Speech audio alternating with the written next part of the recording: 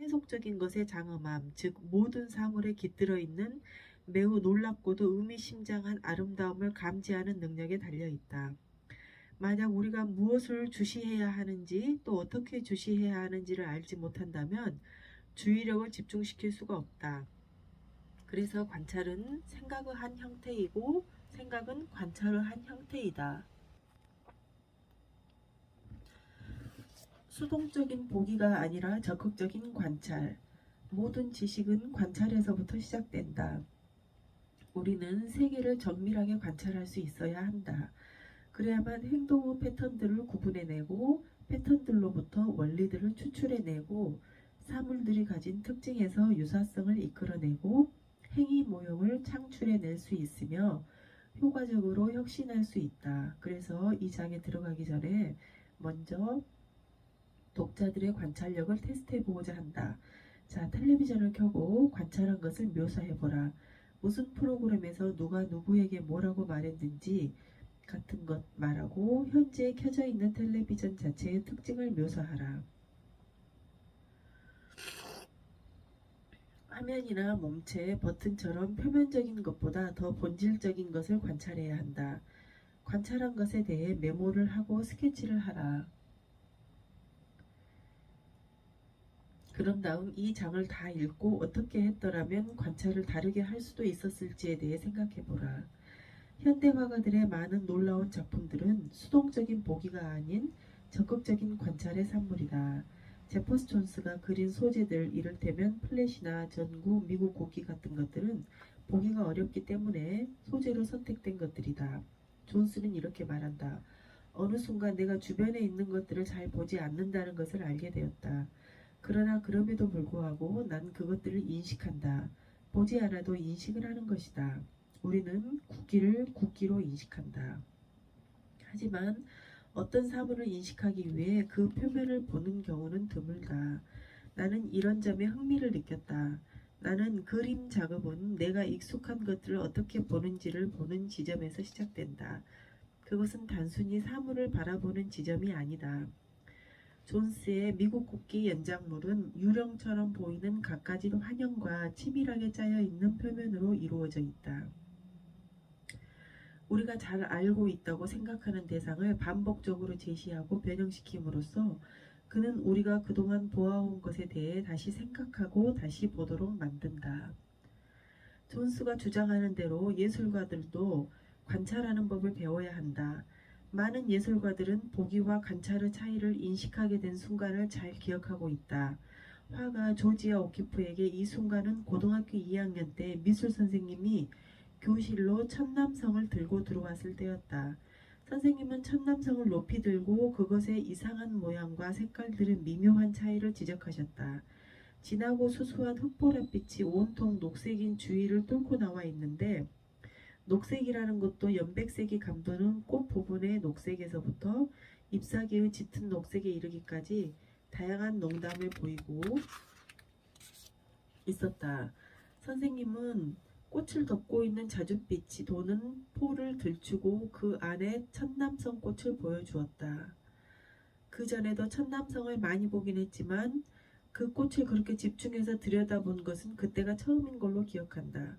그때부터 나는 어떤 사물이든지 매우 주의 깊고 세밀하게 보기 시작했다. 그림을 그려야겠다는 의지를 가지고 어떤 유기체의 외형과 색채에 주목하게 된 계기가 된 것이다. 천남성은 독초로 굉장히 유명하죠. 그 수업에서 너무도 강렬한 인상을 받은 오키프는 이후 계속해서 천남성을 관찰하기 시작한다. 물론 다른 꽃이나 두개골, 풍경, 심지어는 마천루에 이르기까지 그녀 이전에는 누구도 그려본 적이 없는 방법으로 관찰을 한다. 숨을 거두기 직전에 그녀는 관찰에 관한 몇 마디의 말을 힘겹게 짜내었다. 아직도 그렇게 아무도 꽃을 보진 않아. 정말로 그건 너무 작아. 시간이 없어. 보려면 시간이 걸려. 친구가 되려면 시간이 걸리는 것처럼 말이지. 오키프의 이 말은 분야를 막론하고 관찰이라는 행위에 딱 들어맞는다.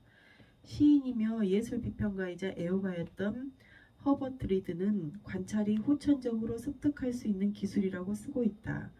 그의 말에 따르면 원래 집중력이 뛰어난 사람, 선천적으로 관찰한 것을 잘 그려낼 수 있는 사람은 물론 따로 있지만 대부분의 경우 눈이나 다른 감각 기관은 훈련될 수 있다는 것이다. 작금의 화가들은 그림을 그리는 재능과 관찰력이 불가분의 관계가 있다는 것을 알고 있다. 실제로 많은 화가들은 손이 그릴 수 없는 것은 눈이 볼 수 없는 것이다 라는 말을 믿고 있다. 앙리 마티스는 친구와 함께 파리의 거리에서 지나가는 사람들의 실루엣을 몇 초 안에 그리는 연습을 하곤 했는데 그러기 위해서는 행인들의 몸짓과 자세에 나타나는 특징을 순간적으로 파악해야만 했다. 관찰력은 마티스의 스승인 외젠 들라크루와도 중시한 능력이었다. 그는 5층에서 떨어지는 사람이 바닥에 완전히 닿기 전에 그를 그려내지 못하면 걸작을 남길 수 없다고 말하기도 했다. 빈센트 반 고흐의 목표는 뭔가를 써내려가는 듯 쉽게 뭔가를 그리는 것이었고 자신이 본 것을 나중에 마음대로 재현할 수 있도록 잘 보는 능력을 갖는 것이었다. 고작 하루 그것도 오후 낮을 본 것만 가지고 완성한 고흐 몇몇 명작을 보면 그가 원하던 능력을 성공적으로 갖게 되었음을 알 수 있다. 글쓰기에도 예리한 관찰의 기술이 요구된다. 시인 에드워드 E. 커밍스는 자신을 태양 아래 있는 모든 것을 관찰하는 사람으로 규정한 바 있다. 작가 돈 도스파 소수의 기억에 따르면 두 사람이 같이 산책을 할 때마다 커밍스가 종이 조각에 뭔가를 적고 스케치를 하곤 했다고 한다. 소설가 서머신 모험은 사람을 끊임없이 탐구하는 것은 작가의 필수적인 자세다라고 했는데 그 말은 사람의 외관뿐만 아니라 대화, 행동까지 관찰해야 한다는 뜻이었다. 그는 간접적으로 전해지는 이야기라도 몇 시간 동안 들어줄 수 있어야 무심결에 새어나오는 중요한 단서를 포착해낼 수 있다고 말하고 있다. 작가들에게 관찰력이 얼마나 중요한가는 새삼스럽게 말할 필요도 없다. 진짜처럼 보이는 플롯의 전개를 위해서는 사람들이 다른 사람의 말과 몸짓과 행동에 어떤 반응을 보이는지를 알아야만 한다. 독자들의 감각에 자극을 주기 위해서는 감각 자체를 알아야 한다. 작가는 경험을 향유할 뿐만 아니라 그것을 관찰하고 분석한다. 소설가 다프네 디 모리에는 그녀가 10대 시절 자기 자신과 곧잘 나누곤 했던 혼란스러운 대화에 대해 말하고 있는데 그때 그녀는 대화자로서의 의식과 이를 관찰하는 자로서의 의식이 동시에 작용하고 있음을 깨달았다고 한다. 18살 먹은 소녀의 무의식 어딘가에 배아 단계의 작가가 들어앉아서 미동도 하지 않은 채 담임 여교사의 시시각각 변하는 기분을 관찰하고 주시하고 감지하고 있었다. 그녀는 자신의 삶이 다소 불만스러웠고 젊은 동거남에게도 권태를 느끼고 있었다. 이 생각의 씨앗이 다른 생각으로부터 떨어져 나와 발아하고 의식의 표면으로 뚫고 나와 다른 관찰로부터 비롯된 생각들과 결합하고 이 결합된 생각들이 오랫동안 잊고 있었던 책들에 나오는 등장인물과 섞이려면 5년이나 20년 혹은 그 이상의 시간이 걸릴 터였다. 그러나 이 생각들이 결국 가서는 하나의 단편이나 장편 소설로 나오게 될 것이었다. 뒤모리에의 자전적인 책들은 그녀가 목격하고 기억 속에 저장해둔 그러다가 변형되어 훗날 그녀의 소설의 세부를 이루게 되는 사건들로 가득 차 있다. 예를 들어 나이 차이가 많은 베실 레드본 경에게 홀딱 빠져버린 10대 소녀의 실화는 레베카라는 소설로 탄생했다. 그녀의 집 페리사이드, 매너빌리 등의 장소는 뒷날 이 소설에 나오는 맨덜리라는 지명이 된다. 또한 실제로 그 근방에서 일어났던 선박사고는 소설에 묘사된 세부 내용의 바탕이 되고 있어 작품의 실제감을 보여주고 있다. 관찰은 눈으로만 하는 것이 아니다. 관찰은 과학에서도 가장 기본적인 것이다. 조지아 오키프와 마찬가지로 다수의 과학자들도 관찰력의 비결은 시간과 참을성에 있다고 믿었다. 곤충학자 칼 폰 프리시는 자신의 관찰 능력이란 대단한 것은 아니고 단지 움직이지 않고 돌 틈에 몇 시간 동안 누운 채로 생물을 끈질기게 주시하는 힘일 뿐이라고 말한다. 그 말에 따르면 행인들이 무신경하게 못 보고 지나치는 순간 세계는 참을성 많은 관찰자들에게 그 놀라운 모습을 드러낸다고 한다. 벌이 춤추는 춤을 언어로 보고 해독한 성과 역시 그가 가진 관찰의 힘에서 비롯된 것이다. 동물 심리학자 콘레드 로렌츠는 동물의 행동을 이해하려면 그 아름다움을 감식할 수 있는 미적 감각이 필요하다고 했다.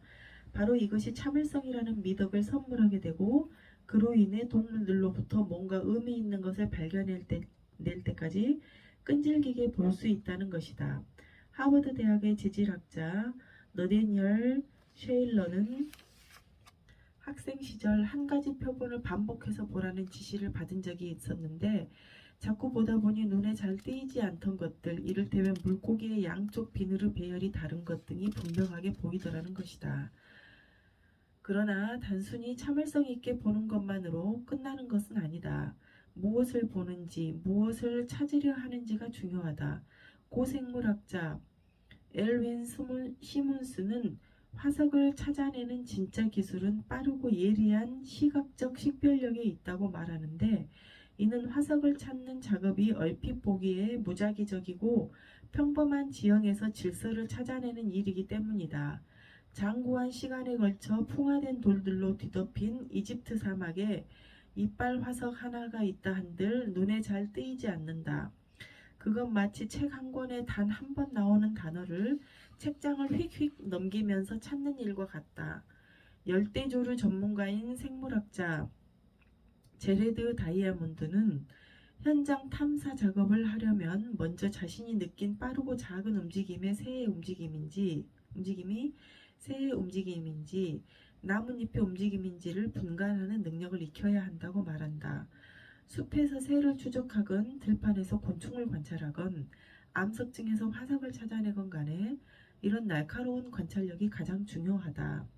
들라크루아나 마티스, 반 고흐와 마찬가지로 과학자들도 순간적으로 사물의 정수를 잡아내는 것을 배워야 한다. 하지만 과학에서건 다른 분야에서건 관찰은 시각 분야에만 국한되지 않는다.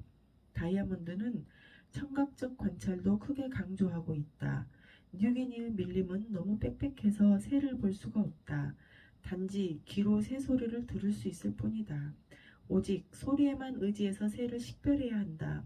다행히 나는 음악을 좋아해서인지 몰라도 새 소리를 잘 구분할 수 있는 밝은 귀를 갖고 있다. 어느 날 아침 열대우림으로 들어가서 다음 날 아침이 되기 전까지 그곳을 빠져나왔는데 아침 7시 30분까지 나는 총 57종의 새 소리를 듣고 무슨 새인지 알아냈다. 눈으로는 한 마리도 보지 못했다. 만일 다이아몬드의 말이 믿기 어렵다면 자기 작품 속에 새의 노랫소리를 삽입한 작곡가 올리비에 메시앙의 경우를 생각하면 된다.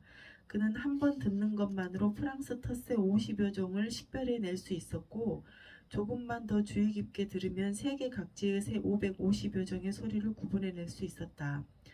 대부분의 사람들은 적어도 57가지 악기의 소리를 구별할 수 있고 전화로 들리는 목소리만으로 누가 전화하는지 알아낼 수 있다.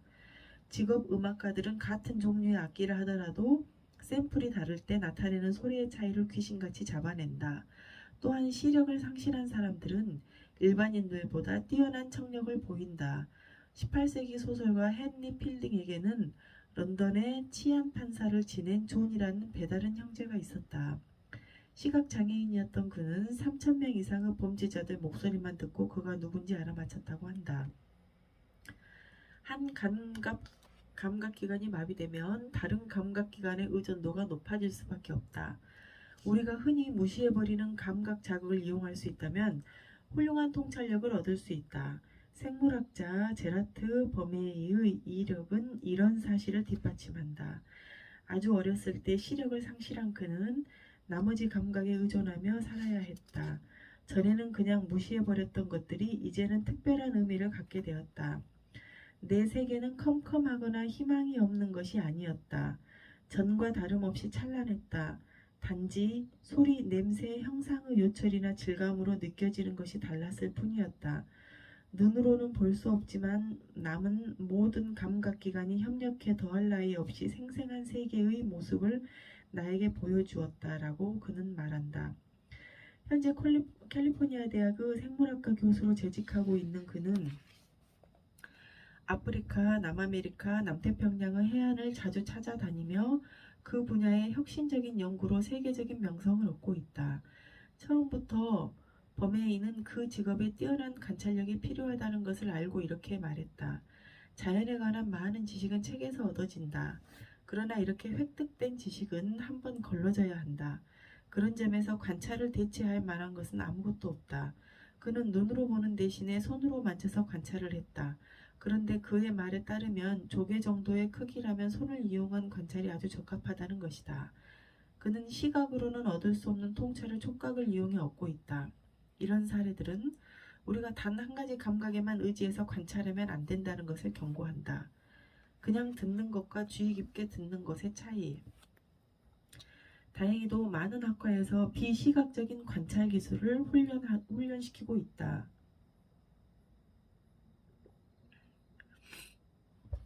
19세기 작곡가인 로베르트 슈만은 소리에 대한 귀의 감응 능력은 음악적인 훈련뿐만 아니라 일상의 소리를 듣는 것으로도 향상될 수 있다고 했다. 매일매일의 시각적 관찰이 화가들에게 유용한 것처럼 매일매일의 청각적 관찰은 음악가들에게 새로운 악상을 제공해 줄 수 있다. 작곡가인 게오르크 필립 텔레만은 민속 음악가들의 즉흥 연주를 들어보면 단 일주일 만에 한평생 쓸 만큼의 음악 아이디어를 얻을 수 있을 것이라고 했다. 졸탄 코다이나 벨라 바르토크, 조지 거신, 에런 코플런드, 다리우스 미어 등 많은 작곡가들은 민속 음악가들을 관찰했을 뿐만 아니라 그들의 주제에 나타나는 음악적 잠재력을 간파했다. 그래서 이고르 스트라빈스키는 음악 자체, 특히 현대 음악은 우리로 하여금 그냥 듣는 것과 주의 깊게 듣는 것을 구분시켜 준다고 했다. 이것은 현대 미술이 우리에게 그냥 보기보다는 주목하기를 더 요구하는 이치와 같다. 그의 말에 따르면 음악은 항상 청중에게 흘려듣는 자가 아닌 경청자가 될 것을 요구하며 음악과 적극적인 관계를 맺을 것을 명령한다는 것이다. 주목하기와 그냥 보기, 흘려듣기와 경청하기의 관계는 무용이나 다른 행위 예술에서의 수동적인 움직임과 적극적인 동작 간의 관계와 같다. 현대무용의 개척자인 도리스 험프리는 사람의 육체적 감정적 행위를 예리하게 관찰하려면 밝은 눈과 좋은 귀를 가져야 하고 관찰한 것들에 의거해 몸으로 이미지를 만들어내야 한다고 주장한다. 마사 그레이엄 역시 무용가는 듣는 자세 위에 자신의 전부를 던져 자신만의 예술을 구축한다라고 했다. 안무가 얼윈 니콜라이는 이것을 단순히 스튜디오에서 연습만 한다고 되는 기술이 아니라고 말했다. 무용가는 지각 능력과 기술적인 동작 능력에서 모두 감각적으로 특별해야 한다. 그저 단순하게 이동하는 것과 계획이 세밀하게 짜여 있는 여행을 비교해보자. 그 차이는 헌터 대학에서 42번가로 곧장 가는 사람과 브로드웨이를 걷고 있는 사람의 차이를 생각해보면 분명해진다. 한 사람은 주변에 뭐가 있는지 전혀 신경을 쓰지 않는다. 오로지 목적지에 도달하려는 생각밖에 없다. 그냥 한 장소에서 다른 장소로 이동하는 것 뿐이다. 다른 한 사람은 눈을 크게 뜨고는 맑은 머리로 그가 지나치는 모든 것들을 관찰하고 느낀다. 그는 단순히 움직이는 것이 아니라 하나의 동작을 실행하고 있는 것이다. 연극 연출가인 콘스탄틴 스타니슬라브스키와 리처드 볼레슬라브스키는 연기를 배우는 학생들이 일상생활에서 우연히 부딪히는 모든 것을 감지할 수 있어야 한다고 주장한다. 그들은 배우의 감각과 근육의 기억으로 저장된다. 배우의 영감을 자극하는 유일한 것은 그가 매일매일 살아가면서 행하는 지속적이고 예리한 관찰이다. 심지어 냄새나 맛도 관찰해서 중요한 역할을 한다. 향수 제조업자나 향기치료사, 포도주 시음인, 양조장인, 요리사 등의 직업에 종사하는 사람들은 미각과 후각을 이용한다. 제빵사는 기분 좋은 이스트 냄새를 금방 알아낸다. 세균학자인 존 케언즈는 자기 직업이 가진 매력 중의 하나로 박테리아 곤충의 냄새를 맡을 수 있다는 점을 들고 있다. 멋진 냄새지요. 아침에 실험실로 들어서면 이 친근한 냄새가 날 반겨준답니다. 실제로 많은 미생물들의 경우 냄새 이외에 식별해낼 방법이 없다. 생물학자인 톰 아이스너는 냄새를 맡음으로써 어느 때는 유혹적이고 어느 때는 자극적인 냄새를 풍기는 곤충들과는 화학적인 의사전달과 자기방어 시스템에 관해 10여 가지의 발견을 하기도 했다. 나는 본래 코가 달린 인간이 아니라 인간이 달린 코라고 할 수 있다. 라고 그는 농담을 한다. 향수 제조업자였던 그의 아버지는 향기나는 지하실에서 그에게 호가구 중요성을 가르쳤다고 한다. 아이즈는 어렸을 적에 자기 집을 방문한 손님들의 냄새를 맡곤 했다고 고백하고 있다. 이는 필라델피아에 있는 모넬 화학감각센터 등지에서 몇몇 의사들이 진단을 내릴 때 쓰는 습관이기도 하다. 냄새는 의학적 판단을 내리는 데 단서가 된다. 이를테면 스트레스는 사람의 체취를 증가시킨다. 이스트 감염 때도 그렇고 당뇨성 케토시스 환자의 경우 숨을 쉴 때 아세톤 냄새가 난다. 신장질환이 있는 사람은 숨 쉴 때 암모니아와 유사한 합성물질로 인해 생선 냄새가 난다. 그러나 우리는 위험 신호가 되는 이런 냄새의 정보들을 대개는 무시한다. 맛도 진단에 이용될 수 있다. 고대의 의사들은 환자들의 고름과 오줌의 맛을 보는 실습을 했다. 당뇨 환자의 오줌이 달다는 것은 수천 년 전부터 알려진 사실이다. 요즘 의사들은 간단한 화학 테스트로 이를 알아내지만 W.E.B. 베버리지 같은 세균학자들은 저서 과학적 탐구의 기술에서 직접 맛을 보는 옛날 방식이 아직도 쓸모가 있다고 상술하고 있다. 우연히 사용하든 목적을 가지고 사용하든 맛보기 같은 전통적인 방법은 자연현상이나 실험실 안팎에서 아직도 사용되고 있다. 어떤 고고학자는 벽돌 부스러기의 맛을 보는 것으로도 로마 시대에 세워진 수로의 촉조 연대를 알아맞힐 수 있다고 장담한다. 이미 로마 시대 수로의 맛을 다 보았기 때문이다. 어떤 화학자들은 사카린과 아스파담을 우연히 맛봄으로써 이 물질들이 달다는 것을 발견하기도 했다. 마르샬 듀샹이 재발견한 일상의 가치들. 예리한 관찰자들은 모든 종류의 감각 정보를 활용한다. 위대한 통찰은 세속적인 것의 장엄함, 즉 모든 사물에 깃들어 있는 매우 놀랍고도 의미심장한 아름다움을 감지할 줄 아는 사람들에게만 찾아온다. 사람들은 그토록 숱하게 욕조에 들어가면서도 몸을 담글 때 수면이 높아지는 것을 중요하게 생각하지 않았다. 물질의 비중이 배수량과 관련이 있음을 간파한 사람은 수학자 아르키메데스였다. 많은 사람들이 망치질을 했지만 그 소리를 유념해서 듣지는 않았다. 세막대기건 마림바의 나무 키건 첼로의 현이건 간에 물체의 길이가 음의 높낮이와 관련이 있음을 맨 처음 알아낸 것은 대장장이의 망치질 소리를 주의 깊게 듣고 있던 피타고라스였다. 사람들은 수없이 하늘을 쳐다보았지만 하늘이 왜 파란지에 대해서 누구도 의문을 제기하지 않았다. 여기에 의문을 가졌던 최초의 인물은 18세기 물리학자 존 틴달이었고 그는 하늘의 색깔이 대기 중에 먼지나 다른 입자들과 부딪혀 산란하는 햇빛에 의해 결정된다는 것을 밝혀냈다. 그가 개발한 몇 가지 기술은 오늘날 우리가 대기 오염도와 물의 청정도를 측정하는 데 쓰이고 있다. 생화학자인 알베르트 스젠트 기오르기는 일상적인 관찰을 통해 비타민C를 발견했다. 내가 색깔을 너무 좋아했기 때문에 그러지 않았나 싶다. 나는 아직도 색깔을 좋아한다. 색깔은 나를 어린아이처럼 즐겁게 만든다. 나의 첫 번째 의문은 왜 바나나가 상하면 껍질이 갈색으로 변하는가였다. 그는 식물이 함유하고 있는 폴리페놀이라는 화합물이 산소와 작용하면 일종의 딱지인 갈색이나 검은색 물질을 만들어낸다는 것을 발견해냈다. 이 발견을 통해 기오르기는 그 다음 단계의 사고를 할 수 있었다. 식물은 두 종류가 있다. 상하면 검게 변하는 것과 상해도색의 변화가 일어나지 않는 것. 그렇다면 왜 상해도색이 변하지 않는 식물이 있는가? 답은 그 식물 안에 당 같은 화합물인 비타민 C가 있기 때문이었다. 이런 식물이 지닌 비타민 C는 폴리페놀이 산소와 작용해서 산화되는 것을 막아주기 때문에 갈색이나 검은색의 보호물질이 필요 없었다. 그래서 겉이 상했을 때 색이 변하는가, 바나나 변하지 않는가, 오렌지를 단순히 보는 것만으로도 과일들의 비타민C 함유량을 알 수가 있는 것이다. 세속적인 것의 장엄함을 발견하는 일은 과학자에게만 국한되지는 않는다.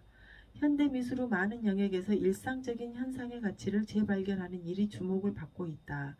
스트라빈스키는 진정한 창조자는 가장 평범하고 비루한 것들에서도 주목할 만한 가치를 찾아낸다고 했다.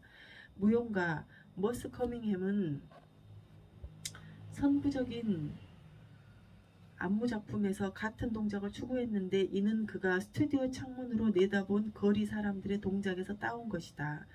그들은 내게 큰 동작으로 옮겨가기 직전의 동작들이었다. 아무리 기묘한 동작이라 하더라도 거기엔 누군가가 발견하고 활용할 수 있는 표현의 아름다움이 있는 것이다. 무용가 에너 할프리는 누구든 동작을 통해 의사 전달을 할 수 있는 사람은 무용수다라고 말했다. 마크 모리스는 일상의 동작, 예를 들어 껌을 씹거나 으쓱대며 걷거나 농구장에서 10대 소년들이 공을 다루는 동작을 이용해 춤을 만들어 왔다. 그는 우리의 모든 동작에 아름다움이 있고 모든 곳에는 반드시 분명하지는 않아도 어떤 의미가 있다고 깨닫게 만든다. 이런 것들은 확실히 르네 마그리트가 그린 이제는 고전이 된 그림의 본질이기도 하다. 이미지의 반역은 파이프를 묘사한 그림인데 거기에는 이것은 파이프가 아니다 라고 적혀 있다. 이 명백한 모순은 파이프란 단어가 파이프 자체가 아닌 것처럼 파이프 그림 역시 파이프 자체가 아니라는 사실에 주목하게 만든다. 수세기 동안 서구의 미술은 눈속임 사실주의 실현을 목표로 삼아왔다. 그럼에도 불구하고 시각적 이미지는 단지 하나의 기호일 뿐 자연 그 자체는 아니다. 마르셀 디상의 기성품들은 눈을 치우는 삽이나 변기처럼 변형을 가하지 않은 오브제들인데 이는 보다 충격적인 미술의 재관찰이라 할 수 있다. 그가 찾아낸 오브제들은 관객들을 향해 이렇게 말을 건다. 당신이 보고 있는 것들에 대해 생각해보라. 당신이 가장 생각을 하지 않는 것들에 대해 가장 많이 생각해보라. 많은 사람들은 듀샹의 오브제는 단지 수백 년 동안 발전되어 온 미술 기법에 대한 조롱일 뿐이라고 폄하한다. 그러나 듀샹은 이렇게 반박한다. 나는 그림이 다시 한번 사람의 마음에 봉사하도록 했을 뿐이다. 만일 생각을 조금만 달리해보면 그의 말뜻을 충분히 이해할 수 있을 것이다. 그 제퍼스 존스나 클래스 올덴버그 같은 많은 화가들이 우리에게 국기나 포크, 접시, 햄버거, 야구 방망이, 티백의 얼룩 같은 것들을 주의 깊게 보라고 요구하고 있다. 일상품이 아닌 관찰을 대상으로 관찰하는 것과 관찰한 것을 일정한 방식으로 표현하는 것은 마음이 하는 일이다. 만일 우리가 무엇을 주시해야 하는지 또 어떻게 주시해야 하는지를 알지 못한다면 우리는 주의력을 집중시킬 수가 없다. 하버드 대학의 심리학 교수인 루돌프 아른하임은 1969년에 쓴 저서 시각적 사고에서 사고라고 부르는 인지작용은 지각 너머의 지각보다 상위에 있는 정신적 과정이 아니라 지각 자체를 이루는 본질적 요소다라고 적고 있다. 시각적 사고, 비주얼 띵킹. 예를 들어보자. 우리는 우리 부부의 친구인 밥이 조깅하러 나가는 길에 운동화하면 떡 떠오르는 상표의 하얀색 운동화를 찾으려고 신발장을 뒤졌다. 신발장 안에는 정장용 검은 구두, 갈색 구두, 샌들 슬리퍼, 파티용 구두 등 각종 신발이 다 있었지만 그가 찾는 운동화는 보이지 않았다. 분명히 그는 그 신발을 별 생각 없이 어딘가에 두었을 터였다. 그런데 어디에 두었더라? 다른 벽장과 침대, 소파 밑을 뒤지려고 하는 순간 해답이 떠올랐다. 그는 하얀색 신발을 찾았지만 막상 그 밑창은 검은색이었던 것이다. 운동화는 아까 그가 찾지 못한 신발장에서 즉각 발견되었다. 하얀색만을 찾는 마음에 그 신발을 미처 보지 못했던 것이다. 신발이 어떠어떠한 모양이라고 미리 짐작한 그의 생각은 그의 관찰력에 영향을 끼쳤다. 객관적 관찰은 가능한 것이 아니다. 소설가 존 스타인백과 생물학자 에드워드 리켓이 멕시코의 코르테즈해에서 지낸 바다 생활에 대해 쓴 책에서 보면 다음과 같은 구절이 나온다. 우리가 보고 기록하고 구축한 모든 것들은 모든 지식의 틀이 뒤틀리는 것처럼 왜곡되곤 한다. 첫째는 우리 시대와 종족의 집단적 압력과 시대적 흐름일 뿐이고 둘째는 우리들 각자가 가진 개별적 성향 때문이다. 그들은 논픽션 책을 쓰면서도 거기서 자신들이 말하는 진실이란 소설을 쓸 때와 마찬가지로 선입견의 지배를 받고 있다는 점을 이해했다. 의심할 바 없이 독자가 읽고 있는 이 책의 경우도 마찬가지다. 생각에서 무엇이 중요한가를 관찰하는 우리의 행위도 우리 자신이 갖고 있는 정신적 편견과 개인적 경험에 의해 확실히 영향을 받고 있는 것이다. 그래서 관찰은 생각의 한 형태이고 생각은 관찰의 한 형태이다. 결국 관찰 행위의 목적은 감각적 경험과 지적 의식을 가능한 한 가깝게 연결하는 데 있다. 조각가 베벌리 페퍼는 어떤 것을 그릴 수 있다고 해서 그리는 행위가 당신을 화가로 만들어주는 게 아니다. 예술은 당신 머릿속에 있는 것이고 그것은 당신이 어떻게 무엇을 생각하느냐의 문제다라고 말하고 있다. 이와 비슷하게 생화학자 스젠트 기울기는 이렇게 말한다. 발견은 모든 사람이 보는 것을 보고 아무도 생각하지 않는 것을 생각하는 것으로 이루어져 있다라고 말한다. 이처럼 관찰은 감각작용을 이해하는 일이다. 괴테에서 헨리 밀러까지 관찰을 위한 예술훈련법. 따라서 관찰하기 위해서는 눈, 코, 귀, 손을 훈련시키듯 마음을 훈련해야 한다. 그렇다면 이 훈련을 어떻게 할 것인가? 추리작가 아서 코난 도일은 미술이 관찰 기술을 숙달시킨다는 가설을 세우고 있다. 주인공 셜록 홈즈가 자신의 뛰어난 추리력이 화가 집안 출신의 할머니에게서 연유했다고 설명하는 것이 바로 그 점이다. 하버트 리드가 1943년 펴낸 고전적 저서 예술을 통한 교육이나 모리스 브라운과 다이애나 코르제닉이 쓴 예술 창작과 교육을 보면 시각 예술이 어느 정도까지는 시각적 인지 능력을 향상시키는 데 유용하다는 사실이 밝혀지고 있다. 제퍼스 존슨 같은 현대미술가들도 미술의 그러한 기능을 인정하고 있다. 미술행위 속에는 수련이 포함되는데 이 수련이라는 것은 미술적 재능을 계속해서 살아있도록 만든다. 수련의 대상은 마음, 귀, 무엇이든 가능하다.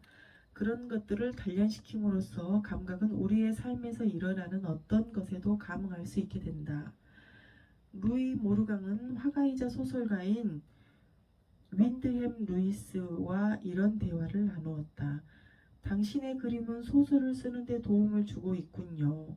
모르강의 말에 루이스는 이렇게 대답했다. 물론 그렇습니다.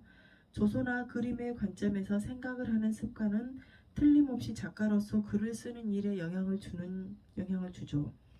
만일 당신이 나처럼 두 가지 일을 해본다면 맨 먼저 하게 되는 일이 바로 보는 일일 것입니다. 내가 하는 일의 처음과 끝은 눈을 쓰는 일이에요.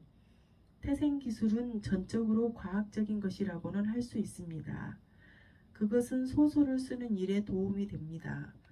정밀 관찰을 할 수 있도록 마음을 훈련시키는 모든 것들은 다 소설 쓰기에 도움이 되죠. 수많은 시인과 소설가들이 시각예술을 공부한 것은 결코 우연이 아니다. 그 면면을 살펴보면 우리가 익히 아는 문장가들이 망라되어 있다. 윌리엄 블레이크, J.W. 괴테, 윌리엄 M. 세커리, G.K.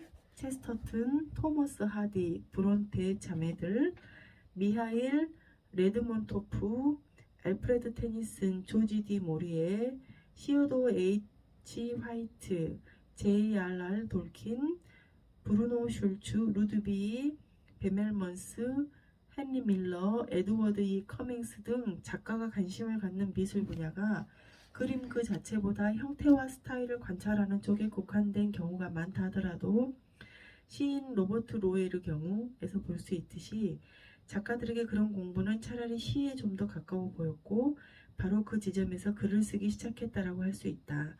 많은 과학자들 역시 관찰력을 기르는 방법의 하나로 미술을 들고 있다. 그들은 그리지 못한 것은 눈으로 보지 못한 것이다 라는 논지를 계속 반복하고 있다. 신경해부학자 산티아고 라몬 이카할은 이렇게 말한다. 만일 우리 연구가 자연사와 관련된 대상을 다루는 것이라면 관찰에는 스케치가 필수적으로 따라야 한다. 어떤 것을 묘사하는 일은 주의력을 훈련시키고 강화시키며 현상 전체를 보게 만든다. 그렇기 때문에 모름지기 뛰어난 관찰자라면 스케치에도 능숙해야 하며 이 점에는 이견이 있을 수가 없다. 해부학자 프랜시스 세이모어 헤어든도 이 의견에 전적으로 동의한다. 그는 당시의 화가들이 필수적으로 해부학을 공부했던 것처럼 자신이 가르치는 모든 학생들에게 미술을 공부하도록 시켰다. 그래야만 관찰 능력과 손 기술이 는다고 생각했기 때문이다. 그는 환자의 얼굴에 나타나는 질병의 상태를 얼마나 빨리 눈으로 파악하고 그것들을 얼마나 정확하게 묘사하느냐, 또 그러기 위해 손을 얼마나 잘 훈련시켰느냐는 정밀하고 안전하게 집도하는 능력과 직결된다고 썼다. 실제로 많은 위대한 과학자들은 공식적인 미술 교육을 받은 것으로 알려져 있다. 루이 파스테르, 조지프 리스터, 프레데릭 벤팅, 찰스 베스트, 엘버트 마이컬슨, W 로렌스, W 헨리 브레그, 메리 리키, 데스몬드 모리스, 콘레드 로렌츠, 버트 홀더블러 같은 과학자들이 바로 그들인데 면면도 매우 화려하다. 비록 오늘날 과학자나 의사들에게 드로잉을 가르치는 강의는 과거에 비하면 드물어졌지만 내과 의사인 에드먼드 펠레그리노의 말에 따르면 그 유용성만큼은 아직도 널리 받아들여지고 있다. 임상의의 기술은 그의 필수적인 진단기구인 눈으로부터 이루어진다. 임상의와 화가는 둘 다 특별한 시각적 감지 능력을 필요로 한다는 공통점을 갖고 있다. 둘 다 본다. 그러나 보긴 보되 겉으로 보이는 것 너머에 있는 것을 봐야 한다. 화가인 파울 클레는 미술은 보이는 것을 표현하는 것이 아니라 어떤 것을 보이게 하는 것이다 라고 말하기도 했다. 임상의 역시 눈앞에 드러난 증상의 표층을 뚫고 들어가 그 아래에서 무슨 질병이 환자를 괴롭히고 있는지 파악해야 한다. 관찰은 음악을 공부하면서도 키울 수 있다. 제레드 다이아몬드가 새소리를 식별해낼 수 있었던 것이 음악 공부 덕분이었다고 했던 말을 떠올려보자. 새 관찰자들은 녹음해 놓은 새소리를 반복해서 들어 귀를 훈련시킨다. 아주 미세한 차이라도 분명하게 느낄 때까지 비교하고 대조하며 새소리를 듣는 것이다. 실제로 피터슨 필드 가이드사에서는 소리로 관찰하는 새 시리즈를 낸 적이 있다. 이것은 소리만 가지고 새들을 식별해내는 방법을 가르치는 카세트 테이프이다. 많은 연구 결과들을 보기 위해서 눈을 훈련해야 하는 것처럼 제대로 듣기 위해서는 귀를 아주 정교하게 훈련해야 한다는 것을 알려주고 있다. 많은 음악가들의 사례는 비록 몇몇은 천부적으로 완벽한 능력을 타고났지만 후천적 노력에 의해서도 그런 능력을 가질 수 있다는 것을 보여준다. 음악 비평가들은 수많은 연주를 듣고 비교하고 또 비교하는 것만이 1급 연주자와 평범한 연주자를 구분하는 기준이 된다고 말한다. 그것만이 아주 미세한 질적 차이를 감지할 수 있게 해준다는 것이다. 한편으로 청진기로 환자의 가슴이나 배를 톡톡 쳐보고 환자의 상태를 정확히 알아내는 최고의 의사들은 음악 공부를 했거나 듣기 훈련을 적극적으로 하고 있는 사람이라는 연구 결과도 있다.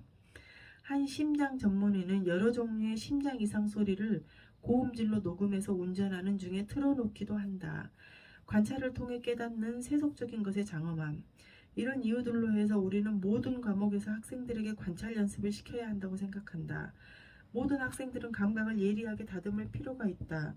어떤 박물관에서는 물체를 구멍에 넣어두고 헝겊으로 덮은 다음 방문자에게 손으로만 만져서 관찰하고 알아맞혀 보라고 한다. 그런 다음 집이나 교실에서도 할 수 있다. 그런 연습은 집이나 교실에서도 할 수 있다. 눈가리기를 하고 나무 껍질, 잎사귀, 씨, 나무 열매, 새우 깃털, 조개 껍질, 각기 다른 천 종류 단추를 비롯한 수십 가지의 물건들을 관찰하고 냄새 맡고 손으로 만져서 알아맞힐 수 있다. 우리는 허브나 향신료를 직접 보지 않고도 어떤 맛과 냄새를 갖고 있는지 알 수 있다. 또 눈을 감은 채 소리만 듣고 주위의 상황을 마음으로 구성해 보는 것도 좋은 실험이 된다. 어둠 속을 걸어갈 때 사람들은 공간 감각과 촉감에 의지한다. 텔레비전을 보지 않고 소리만 듣거나 반대로 소리를 끄고 화면만 보는 것도 관찰력을 기르는 좋은 방법이다. 대개의 경우 화면이나 소리 중 어느 한쪽을 전혀 엉뚱하게 상상한 것으로 밝혀진다. 물건들을 수집하는 것 이를테면 우표, 동전, 곤충, 단추, 야구 카드, 엽서, 책, 사진, 인쇄물 같은 것들을 모으는 것도 시각적 관찰력을 증대시키는 아주 좋은 방법이다. 진정한 수집가가 되려면 물건의 질과 종류의 차이를 잘 감별하는 능력이 필요하다. 그러려면 평가와 수집에 필요한 눈과 마음 모두를 길러야 한다. 만일 돌이나 조개껍질, 깃털, 뼈, 직물, 털실, 만년필 등을 수집한다면 촉각을 발달시킬 수 있을 것이다. 또 뒷뜰이나 숲, 동물원에 있는 동물이나 새소리, 도시의 소음, 포크송, 락 음악, 재즈 등의 소리도 녹음할 수 있을 것이다. 향수 가게나 야채 가게에서 나는 다양한 종류의 냄새를 기억하거나 맛과 냄새만 가지고 치즈나 초콜릿, 커피와 차, 포도주의 종류를 알아맞혀 보려고 시도해 보는 것도 좋다. 우리는 또한 세속적인 것의 장엄함을 알아낼 수 있도록 훈련할 필요도 있다. 스타니슬라브스키나 볼레슬라브스키가 제자들에게 누차 강조하듯이 모든 주의력을 모아야 하는 것이다. 어떤 대상물을 골라 그것의 형태, 선, 색, 소리, 촉감, 특징, 냄새, 심지어 맛까지 머릿속에 집어넣은 다음 그것을 치우고 세부 사항들을 하나씩 최대한 많이 떠올려 보라. 지각한 것들을 적거나 그려보고 다시 대상물로 돌아가서 관찰하고 대조하라. 스타니슬라브스키는 이런 노력들이 대상을 보다 정밀하고 효과적으로 관찰하도록 해줄 것이다. 그리하여 그것을 정확히 평가하고 특성을 제대로 규정할 수 있게 될 것이다. 라고 말한다. 자, 이제 장의 첫머리로 돌아가서 텔레비전을 묘사해보자. 노트를 펼치고 처음 관찰하면서 빠뜨리게 된 게 얼마나 많은지 보자. 대부분의 사람들처럼 모든 묘사를 눈으로만 하지 않았는가? 관찰이 지나치게 피상적이지 않았는가? 텔레비전의 소리도 관찰했는가? 버튼은 딸깍거리는 소리, 화면이 켜지거나 꺼질 때 나는 펑 소리, 수상기 위에 놓인 정물의 작은 소리는 텔레비전의 여기저기를 두드려서 재질과 구조를 알아보았는가? 냄새는 어떤가? 오전같이 확 풍기는 전화, 뜨뜻한 전자소자의 냄새, 플라스틱 향을 맡아보았는가? TV를 만져보았는가? 부품별로 어떤 질감의 차이를 느끼는가? 화면이 커지거나 꺼질 때 정전기로 인해 팔의 턱이나 머리카락이 서 있는 것을 감지했는가? 소리가 울리면서 나는 느낌은 어떠했는가? 각각의 버튼이 어떤 기능을 하고 있는지 손으로 만져 구별해 보았는가? 관찰할 때 수상기 앞으로 얼마나 가까이 다가갔는가? 영상을 이루는 아주 미세한 붉은색, 녹색, 파란색 화소들이 보일 만큼 가까이 다가갔는가? 화면의 높이를 대각선의 길이로 나누면 중용치에 가깝다는 것을 알아냈는가? 화면이 어떻게 휘어져 있고 그것이 어떻게 영상을 변형시켰는지 보았는가?